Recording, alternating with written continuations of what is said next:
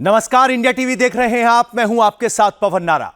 पाकिस्तान की राजधानी इस्लामाबाद में बड़ी मीटिंग शुरू हो गई है, लेकिन दूसरी तरफ इस्लामाबाद लॉक हो गया है। शहबाज शरीफ की हार्ट बीट हाई है। डर इस बात का है कि जब बातचीत शुरू हो तभी कोहराम न मच जाए, और अगर किसी तरह बच गए तो फिर मेहमानों के आगे ही कटोरा कैसे फैलाएं। पाकिस्तान में आज सारी बहस इसी के इर्द गिर्द घूमती दिखाई दी। इस्लामाबाद में आज भारतीय विदेश मंत्री डॉक्टर जयशंकर के सामने शहबाज शरीफ ने चुपके से कौन सी अर्जी लगा दी, सब कुछ देखिए इस रिपोर्ट में। पाकिस्तान के रावलपिंडी एयरबेस पर इंडियन एयरफोर्स का प्लेन लैंड कर गया। 10 सालों बाद कोई भारतीय विदेश मंत्री आया तो पाकिस्तान में हल्ला मच गया। डॉक्टर जयशंकर ने तो मतलब उड़ा के रख देना। मैं आपको बता रही हूँ, आ तो रहे, और मुझे लग रहा है कि वो पाकिस्तान एससीओ शिरकत करने के लिए जा ही इसलिए रहे। पाकिस्तान में जयशंकर किससे मिलेंगे, क्या बातचीत करेंगे?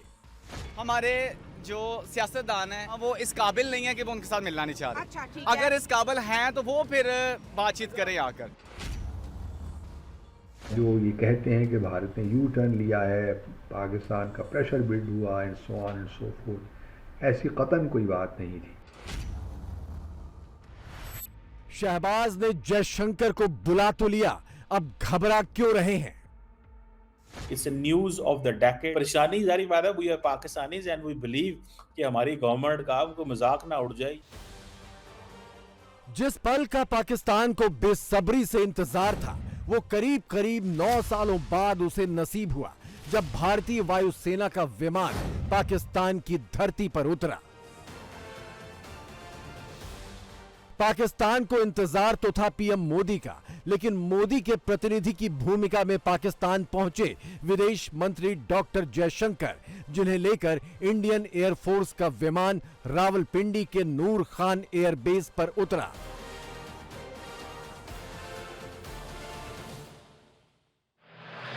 पाकिस्तान में सिर्फ यही सवाल गूंज रहे हैं कि क्या जयशंकर शहबाज शरीफ से मिलेंगे, क्या जयशंकर शहबाज शरीफ से बात करेंगे, क्या शहबाज शरीफ जयशंकर से बातचीत की पहल करेंगे? इंडिया ने कहा कि मैं आ रहा हूं पाकिस्तान, मैं ये मीटिंग अटेंड करके जा रहा हूं। मैंने ना शहबाज शरीफ से मिलना है, ना मैंने कोई बातचीत करनी है और ना ही कोई बातचीत के चांसेस है। लेकिन पाकिस्तान के सियासतदान कह रहे हैं अगर इंडिया नहीं बात करना चाहता तो पाकिस्तान के शहबाज शरीफ को आगे बढ़ना चाहिए कि जयशंकर मेरे साथ मिले, हमें बातचीत करनी चाहिए। 78 साल हो गए सर, आपको नहीं लगता कि अब हमें दोस्ती की तरफ जाना चाहिए? हमारे जो सियासतदान हैं या माजरत के सारे क्लब्स बोलने लगा या वो इस काबिल नहीं है कि वो उनके साथ मिलना नहीं चाह रहे। अच्छा, ठीक है। अगर इस काबिल हैं तो वो फिर बातचीत करें आकर, सही है। क्योंकि लीडर के साथ लीडर्स बात करते हैं। अच्छा, तो यहाँ पे आपको कोई लीडर नजर नहीं आ मुझे रहा? पाकिस्तान में लीडर जो है वो नजर नहीं आ रहा है। शहबाज शरीफ की बात कर लें, आप नवाज शरीफ की बात कर लें, हमजा की कर लें, मरियम, सारे तो करप्शन करने के लिए बैठे। अगर एस्टेब्लिशमेंट की बात करते हैं, वो एस्टेब्लिशमेंट किस लिहाज से मिलेंगे? वो बात मिल ही नहीं सकते। जयशंकर के स्वागत में पाकिस्तान किस तरह पलक पावड़े बिछाए हैं, ये कहानी आपको आगे बताएंगे। पहले ये देखिए कि नवाज शरीफ कैसे माहौल बनाने में लगे हैं। एससीओ की बैठक से ठीक पहले नवाज शरीफ ने एक इंटरव्यू दिया है। इंटरव्यू में नवाज शरीफ ने कहा कि अगर मोदी पाकिस्तान आते तो ये बहुत शानदार बात होती। नवाज ने यह भी कहा कि भारत और पाकिस्तान के रिश्ते बेहतर होने की उन्हें पूरी उम्मीद है, और नवाज शरीफ के मुताबिक वो बहुत जल्द पीएम मोदी से मिलेंगे। मोदी साहब के लिए नवाज शरीफ साहब ने कुछ बड़ी स्टेटमेंट्स जारी की हैं, जिसमें उनका ये कहना था कि would have been a great thing if Indian PM Modi had also come for SCO। उनका कि जनाब मोदी साहब अगर आते तो शोभा बढ़ जाती एससीओ की। और फिर उन्होंने ये भी कहा कि नवाज शरीफ ये उम्मीद रखते हैं, मैं ये उम्मीद रखता हूं कि पाकिस्तान और इंडिया के टाइज बेहतर होंगे। नवाज शरीफ जो कि फॉर्मर प्राइम मिनिस्टर, एक मर्तबा नहीं, 2 मर्तबा नहीं, 3 मर्तबा प्राइम मिनिस्टर जो रह चुके हैं पाकिस्तान के, वो ये बोल रहे हैं कि मोदी साहब एससीओ में क्यों नहीं आए। डॉक्टर जयशंकर जवाब देंगे मोदी साहब की जगह, और हम आपको बता देते हैं कि डॉक्टर जयशंकर मोदी साहब की जगह क्या जवाब देने आ रहे हैं। फाइन, तैयार हो जो तुसी, वो दहशतगर्दी का मुद्दा भी उठाएंगे। डॉक्टर जयशंकर टेररिज्म पर भी बात करेंगे। डॉक्टर जयशंकर ने तो मतलब उड़ा के रख देना, मैं आपको बता रही हूँ, वो आ तो रहे, और मुझे लग रहा है कि वो पाकिस्तान एससीओ शिरकत करने के लिए जा ही इसलिए रहे। एससीओ बैठक के मौके पर पाकिस्तान में यह तस्वीर बहुत ज्यादा शेयर की जा रही है। नवाज शरीफ की बेटी और पाकिस्तानी पंजाब की सीएम मरियम नवाज और उनके साथ पीएमएलएन का एक कार्यकर्ता। इस तस्वीर के साथ संदेश ये भी है कि हम सारे प्रधानमंत्रियों और राष्ट्रपतियों के स्वागत के लिए तैयार हैं। खास तौर पर जिक्र है भारतीय विदेश मंत्री का। साथ में यह भी लिखा है कि हमारी कोशिश पाकिस्तान के डिप्लोमेटिक रिश्ते सुधारने और पाकिस्तान को पटरी पर लाने की है। यानी पाकिस्तान ये तो खुल्लम खुल्ला कबूल रहा है कि वो पटरी से उतर चुका है। जयशंकर साहब का पहुंचना is an important news, it's a news of the decade. ये वाकई 10 सालों में पहली ऐसी खबर आई है। खबर तो बननी है, थोड़ा सा होना तो है। और मजे की बात यह है कि जयशंकर साहब से जो मैं परेशान हूं और मैं थोड़ा समझता हूं कि नहीं होना चाहिए, वो ये है, परेशानी जारी बात है, we are Pakistanis and we believe कि हमारी गवर्नमेंट का कोई मजाक ना उड़ जाए, या हमारी गवर्नमेंट का हमारे घर में एक इवेंट हो रहा है तो उसकी प्रॉपर प्रोजेक्शन होनी चाहिए। कई लोगों का ये कहना है जी कि बेशक बायलैटरल मुलाकातें नहीं हो रही, लेकिन इंडिया पाकिस्तान के ताल्लुकात में नरमी आएगी, ताल्लुकात बेहतर होंगे। मैं इसको बिल्कुल भी इससे एग्री नहीं करता। हाँ, लेकिन ये चीज़ है कि मैं अपनी हुकूमत के जब अरेंजमेंट्स देख रहा हूँ, मैं तो बड़ा थोड़ा परेशान हुआ हूँ कि हुकूमत, government of Pakistan has failed to project on digital media, जो ये कर रही है। पाकिस्तान के पटरी से उतरने का इंटरनेशनल नमूना सिर्फ 24 घंटे पहले ही दुनिया देख चुकी है। राजधानी इस्लामाबाद यानी जहां पर एससीओ की बैठक है, वहां सड़कों पर कुछ घंटों पहले जंग छिड़ी थी। 15 अक्टूबर यानी एससीओ बैठक की शुरुआत के दिन इस्लामाबाद में करो या मरो की कॉल दी गई थी, और यह कॉल दी थी पाकिस्तान की प्रमुख विपक्षी पार्टी ने, जिसके लीडर इमरान खान जेल में बंद हैं। इमरान के नेताओं ने अपने तथाकथित आंदोलन में भारतीय विदेश मंत्री जयशंकर को भी शामिल होने का न्योता भेज रखा था और खुद इस्लामाबाद पर हमले का प्लान तैयार था। 2016 में जो राजनाथ सिंह हिंदुस्तान के होम मिनिस्टर थे वो आए थे, तब से लेके अब तक 8 साल बाद कोई इस लेवल का ऑफिशियल हिंदुस्तान का यहाँ आना है। उसको भी तहरीक इंसाफ क्या कह रही है कि आप आयन की बहाली की स्ट्रगल के लिए हमारी मूवमेंट का हिस्सा। इस तरह के बयानात से क्या आपको लगता है कि इनमें 1% भी कोई सेंस बची है इसके बाद? जब ये देखते हैं कि कोई ऐसा इवेंट हो सकता है इस मुल्क के अंदर जिससे कोई चीज़ बेहतर हो जाए, आके सब ब्लॉकेट कर देंगे। 10 साल पहले चाइनीज़ प्रेसिडेंट का विजिट बर्बाद किया, इस बार एससीओ बर्बाद करने के लिए आ गए। इमरान खान के डर से पूरा इस्लामाबाद लॉकडाउन है। 14 से 16 अक्टूबर तक इस्लामाबाद में स्कूल कॉलेज बंद हैं। रावलपिंडी में 10 से 17 अक्टूबर तक कोई भी सभा बैन है। इस्लामाबाद रावलपिंडी में मेट्रो और बस सर्विस 3 दिनों तक बंद है। इस्लामाबाद रावलपिंडी पूरी तरह सेना के हवाले हैं। ये और बात है कि ऐन मौके पर इमरान की फौज ने पैर पीछे खींच लिए।